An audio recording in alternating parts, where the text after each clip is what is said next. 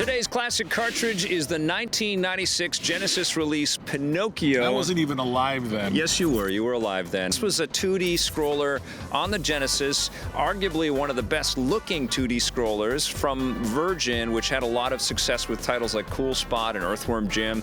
This has some visual pedigree that kind of speaks to some of the best stuff produced on 16-bit. Yes, that's right. But it is a really obtuse experience to play. You really don't know what the hell you're supposed to do in this game. Well, it's a game that's built around a character that everyone loves and knows, obviously.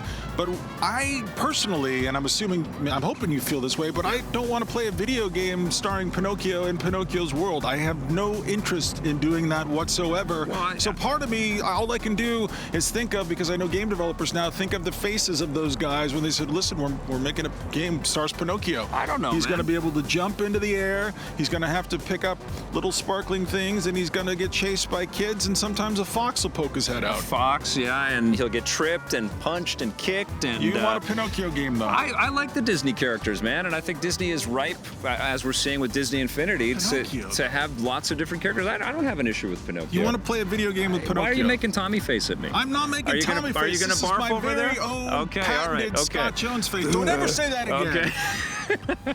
No, I don't mind that they made a Pinocchio game. I just think that the design was pretty weak sauce. The only middle ground, the only game that kind of treads both worlds, the Mario world and the Disney character world, is the Castle of Illusion, the Mickey Mouse game. Yeah, that was great. That was a lot of fun. I had a great time with that.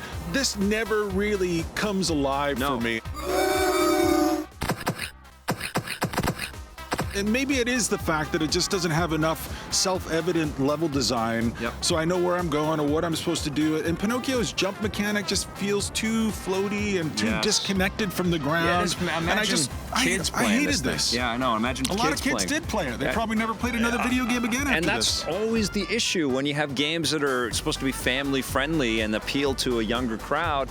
You have that one shot to make these people fans of this medium, you know? And if they're not impressed with the way you've handled Batman or Spider-Man or a Disney character, they're going to have a hard time getting excited for the next go-around with this. The most interesting thing about Pinocchio is that his nose grows when he lies. Yes. And that's not really any part of the game. I mean, he gets into a pretty sizable adventure. He's inside of a whale. He's got to rescue kids. But does he do any lying? Does his nose grow? Oh, yeah. Well, it's not really a game mechanic. You also get to play as Jiminy Cricket in this game, which what a dream come true. Makes this very unique in the pantheon of video games. But that Jiminy Cricket level is one of the worst levels I've ever played in my whole life. Everything about this is the worst. All right, so we've seen Pinocchio, we've played Pinocchio. Victor Lucas, I need a score, please. This was really disappointing. Probably the most disappointing classic cartridge we looked at yet. I'm giving it a 2. How about you? Are you a mind reader? I'm giving it a 2 as well. I do read Weird. minds.